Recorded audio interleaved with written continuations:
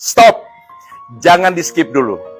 Oke, hari ini saya akan berbicara sesuatu kepada Bapak Ibu sekalian tentang untung punya Yesus.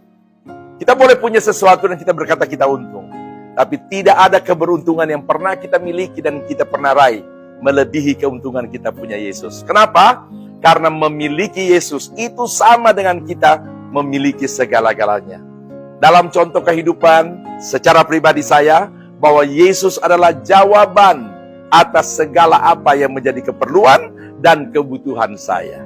Alkitab memuat banyak hal tentang apa yang Yesus perbuat, khususnya dalam perjanjian baru. Kalau kita berbicara mengenai Yesus jawaban, Dia mampu memenuhi segala apa yang dibutuhkan orang.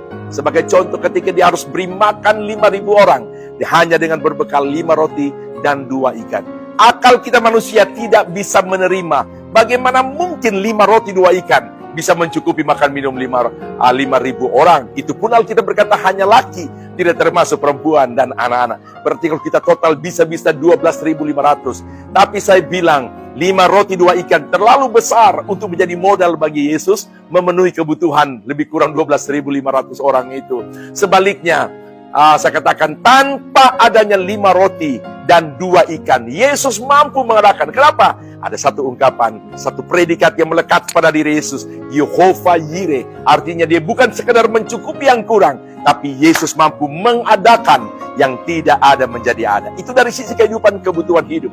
Dia pernah juga berfirman bahwa jangan pernah khawatir tentang apapun.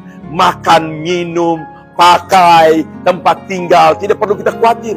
Dia menggambarkan bagaimana kepedulian Dia terhadap kita. Dia menggunakan 2 contoh. Yang pertama, burung di udara. Kemudian yang kedua, bunga bakung di ladang. Saudara, dikatakan kalau burung di udara yang tidak menabur, ya, tidak punya makanan, ya, tidak ada yang menyediakannya, tapi bisa hidup. Tuhan bilang, aku memberi makan. Demikian juga dengan bunga di padang. Tidak ada yang memelihara dia, tapi Tuhan bisa dandani sedemikian indahnya.